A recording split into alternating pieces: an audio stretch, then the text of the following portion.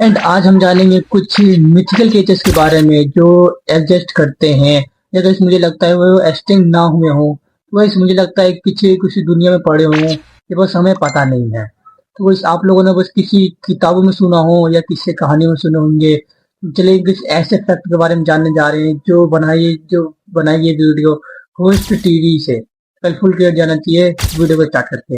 तो बस मैं आपको पहले बता दूं कि हमारा एक फेवरेट लिवाइथन भी है। बेशक मिथिकल क्रीचर्स का जिक्र रिलीजियस किताबों में भी आया था और इस जमाने में भी आए दिन देखने को मिलता रहता है, लेकिन असल हैरानी तब होती है जब डिस्कवर होता है कि ये सारे क्रीचर्स रियलिटी में प्री हिस्टोरिक अर्थ का ही हिस्सा थे।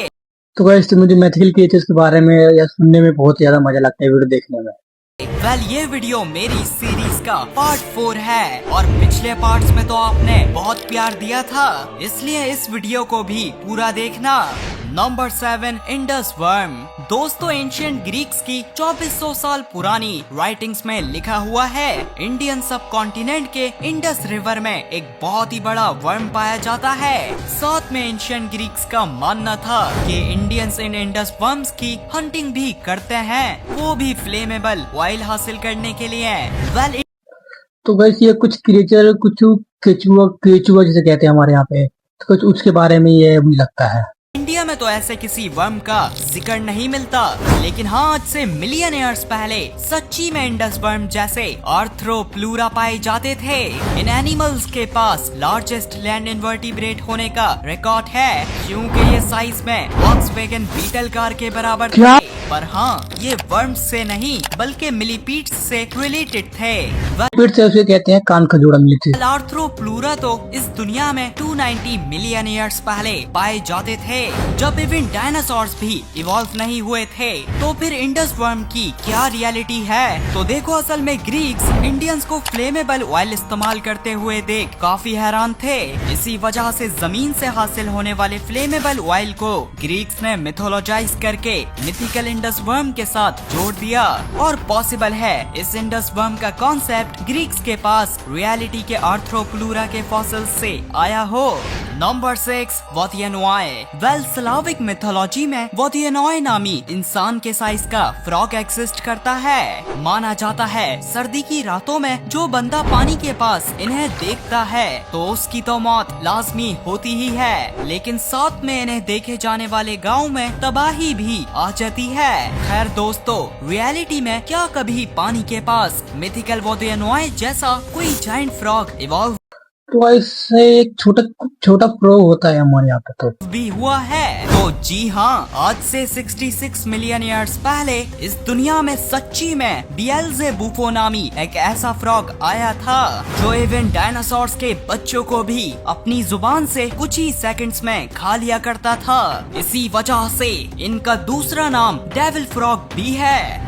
इस दुनिया की हिस्ट्री में इनसे लार्जेस्ट और हैवीएस्ट फ्रॉग्स जैसे एनिमल्स की नस्ल कभी भी इवॉल्व नहीं हुई थी। पर हाँ, ये डायनासोर्स की एक्सटिंक्शन के साथ साथ हमेशा के लिए एक्सटिंक्ट हो गए थे।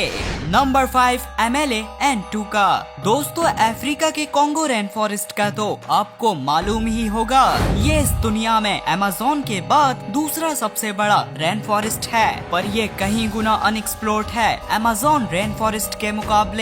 इसलिए आज भी इस रेन फॉरेस्ट के ट्राइबल लोग बहुत से मिथिकल क्रीचर्स देखने का दावा करते हैं, और उसी में से एक मिथिकल क्रीचर एमेले एंड टूका है। साइटिंग्स के मुताबिक ये क्रीचर बिल्कुल एक सेराटॉप्सियन डायनासोर की तरह दिखाई देता है, जिसके सर में एक हॉर्न और पीछे बड़ी सी टेल होती है। लेकिन तमाम एक्सपर्ट्स का मानना है सेराटॉप्सियन डायनासोर्स क्रेटेशियस एक्सटिंक्शन में बिल्कुल भी सरवाइव नहीं कर पाए थे, इसलिए मिथिकल एमेले एंड टूका। तो वैसे ये थोड़ा थोड़ा मुझे उसका जो हमारे यहाँ पे जो एक क्रिएचर नहीं है जिसका नाम है गेंडा, तो वैसे उसके जैसा लग रहा है ये। रियलिटी में मॉडर्न राइनोस हो सकते हैं, लेकिन यहाँ एक मसला ये है कि अफ्रीका में जो 2 राइनोसेरस की स्पीशीज पाई जाती हैं, दोनों के सर में 2 हॉर्न्स होते हैं और दोनों की ही टेल छोटी होती है।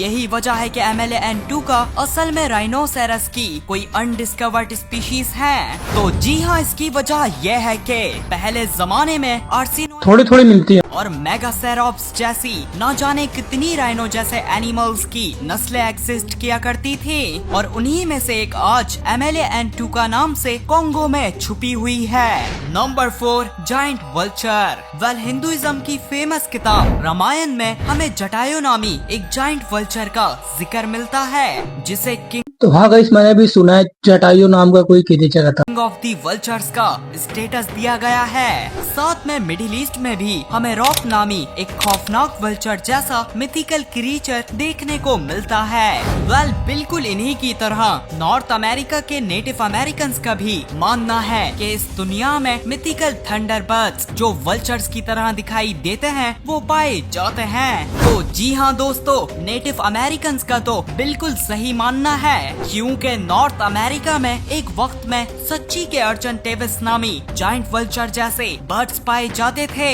जिनका विंग स्पैन एक एयरक्राफ्ट के जितना था। ये साइज अगर हम इंसानों से कंपेयर किया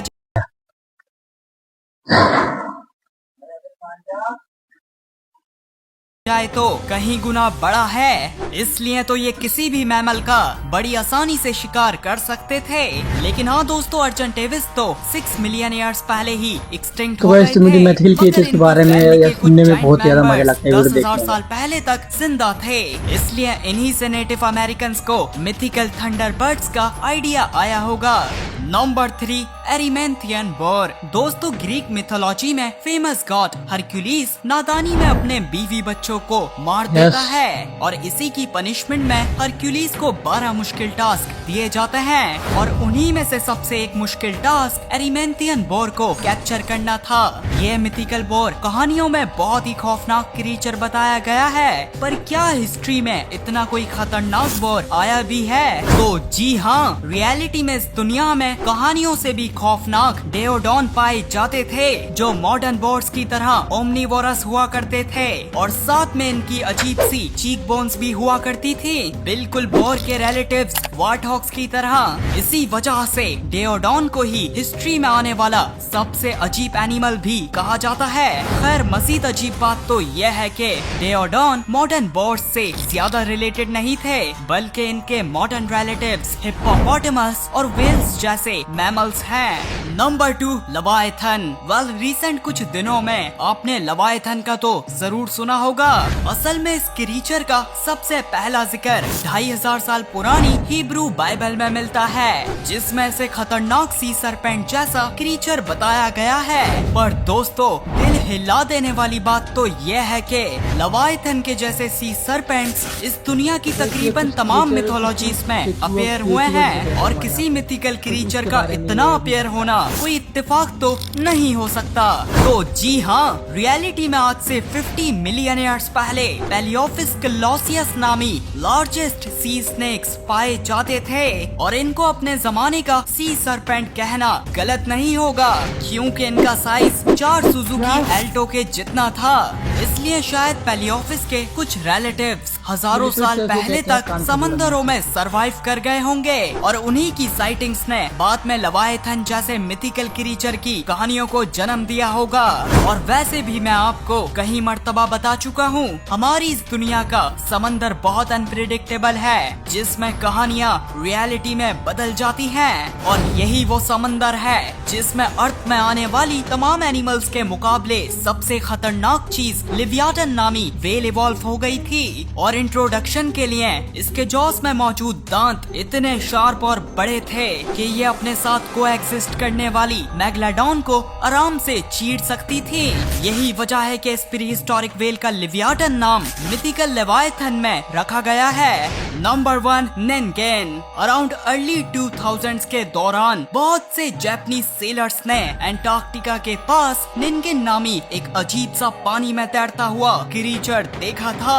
साइटिंग के मुताबिक इस क्रीचर के लंबे लंबे हाथ और साथ में मरमेड जैसी बॉडी थी। और तो और बात में निन्गेन की कुछ पिक्चर्स भी वायरल हुई थी, लेकिन हाँ, इनमें से ज्यादातर पिक्चर्स फेक हैं। खैर, असल सवाल ये है कि क्या मॉडर्न एंटार्क्टिका में जो इस जमाने में मुश्किल से थोड़ा बहुत ही एक्सप्लोर किया गया है, वहाँ आज भी कोई निन्गेन एग्जिस्ट करता है? तो जी हाँ, निन्गेन असल में ग्राउंड स्लॉथ्स की एक्वाटिक नस्ल थैलेसॉक्नस हो सकते हैं। ये एनिमल्स अपने लंबे लंबे हाथों का इस्तेमाल किया करते थे पानी में तैरने के लिए।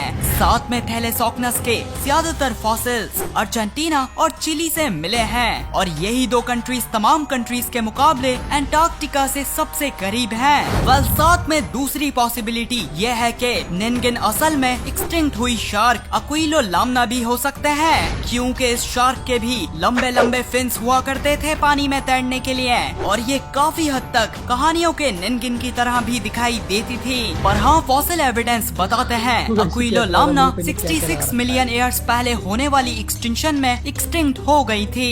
लेकिन दोस्तों, इनका सरवाइव करना कोई बड़ी बात नहीं होगी, क्योंकि आज भी शार्क्स की बहुत सी ऐसी नस्लें हैं जो मिलियन ऑफ ईयर्स से इस दुनिया में सरवाइव कर रही हैं।